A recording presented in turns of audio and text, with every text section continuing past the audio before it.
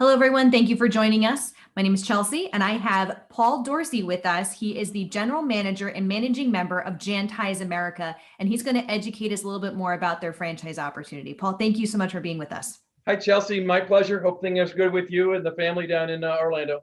Thank you so much. Right back at you, sir. So a couple of quick questions able to help all different candidates around the world understand more about you. Who is Jantize, and what is it that you exactly do?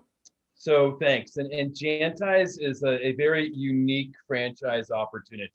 We're an emerging brand, Jantize America. Although we've been around for a long time, originally formed back in 1998 up in Livonia, Michigan. Jerry Grabowski was the founder. Oh, I came on about 10, 12 years ago, was so successful in the Charlotte, North Carolina territory. I bought Jerry out, moved everything to Charlotte, and then started a national expansion. Of course, spent a few years behind the scenes perfecting all the IT and marketing strategies. So we're excited to continue to grow throughout the country.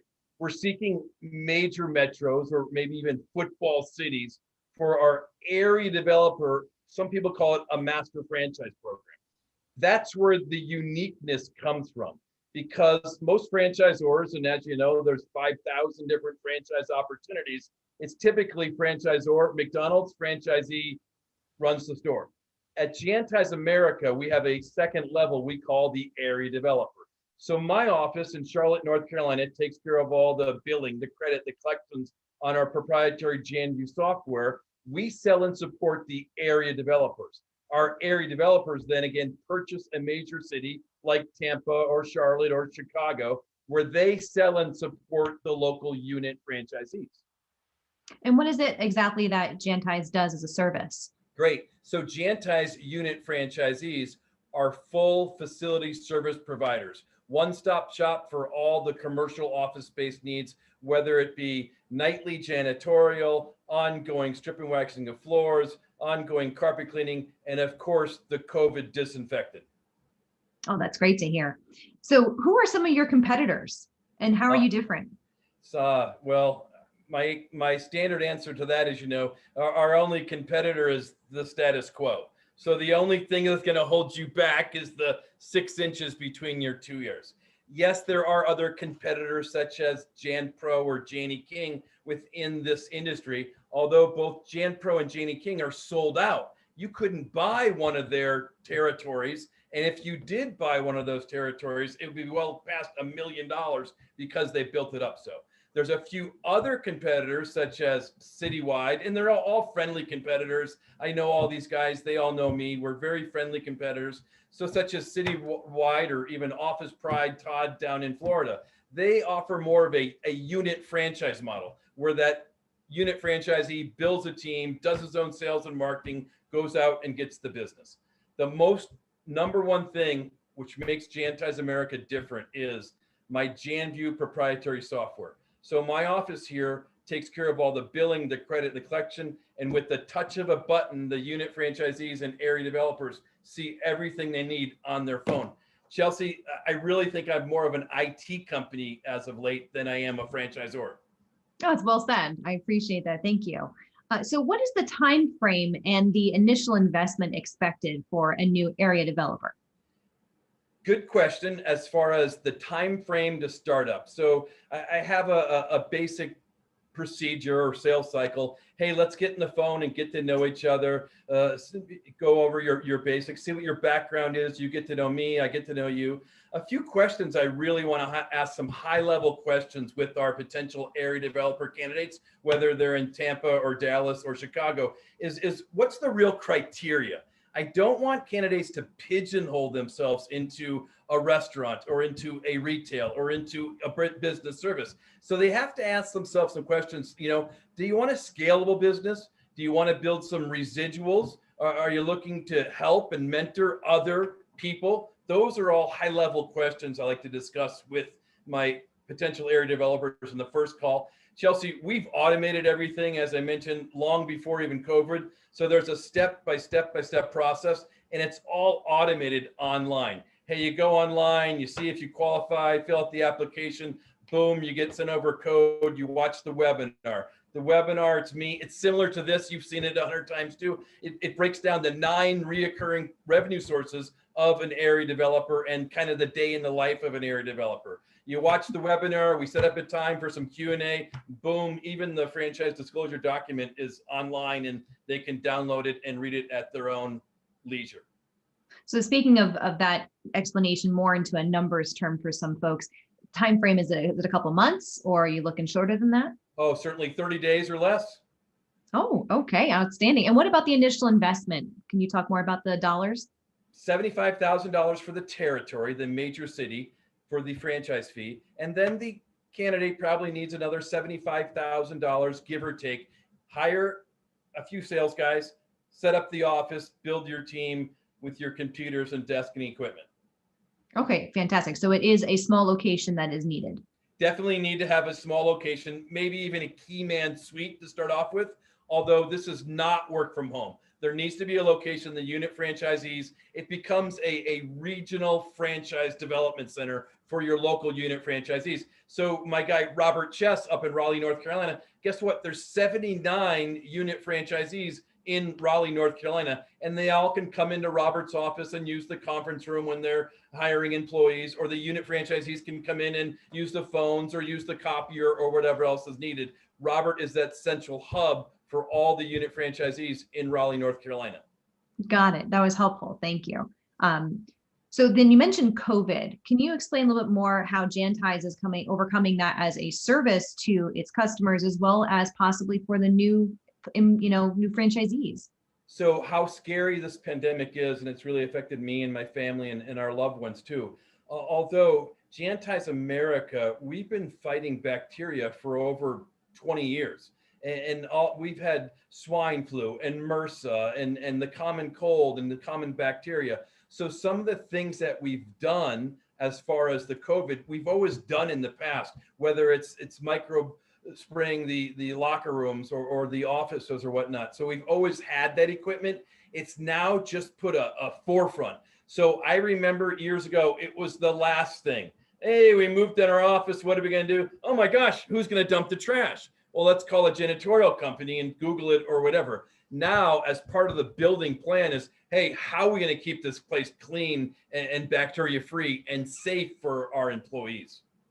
And what about for training purposes or travel in the beginning process of opening up their establishment? Yeah, again, Chelsea too. I've been doing online stuff forever, and this too is the area developer. It's a non-tangible. There's nothing tangible. Yes, you need a phone. Yes, you need a desk, but all of our training can be done online. I've got a quick start guide where you click here and you see the manual. You click here and you see the videos. You click here and how to hire a sales guy. You click here and here's how to put your ad in for the unit franchisees. So certainly we've been doing online or virtual training for years, even pre-COVID. Excellent. That's really good. Don't get me wrong. I'd love to get together and play around to golf and go out and knock on some doors. Although, again, we don't have a fryer or there's no standard equipment. There's no inventory for our area developers. Excellent. So can you talk a little bit more about what a day in the life of a franchisee or an owner is? So the day in the life of our area developers, and I want to make sure we're focusing to the area developers. The area developers are in the office at 8 a.m. They're meeting with their sales team, whether it's the inside sales guys, the outside sales guys, they're planning their days and they're sending them out. Typically around 9 o'clock or so, they're having their first meeting with would-be potential unit franchisees who are local within the area. They're meeting face-to-face, of course, with their mask on in their conference rooms, going over the initial proposal with the unit franchisees. From 12 to 1, they're literally out at the different networking groups and chamber meetings. Maybe they're done virtual and they're getting their name out as the Jantize area developer, franchise sales and support within the territory. Hey, 3 o'clock, they're back in their offices again, probably have a second meeting. It could be time to review the franchise disclosure document, again, face-to-face in the conference room with the potential unit franchisee. 5 o'clock, their sales reps are all coming back to the office. They want to get the sales reps input for the day and get them ready for the next day to go out. Awesome. It's really comforting to know that they're not the ones who's doing any cleaning of any kind, and they get to be safe and just be able to be, people and be able to work with other salesmen and have fun in that way.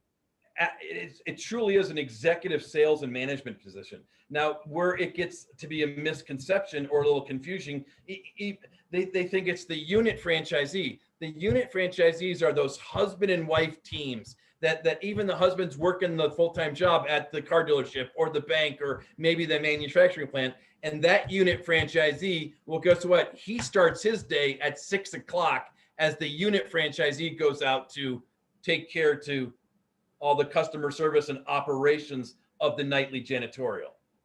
And to be clear, are you looking for those types of owners as well, or just only specifically the area? Only specifically area developers. Thank you. Okay, excellent. And the final question for you, Paul, is your sales process. What does that look like for an interested candidate?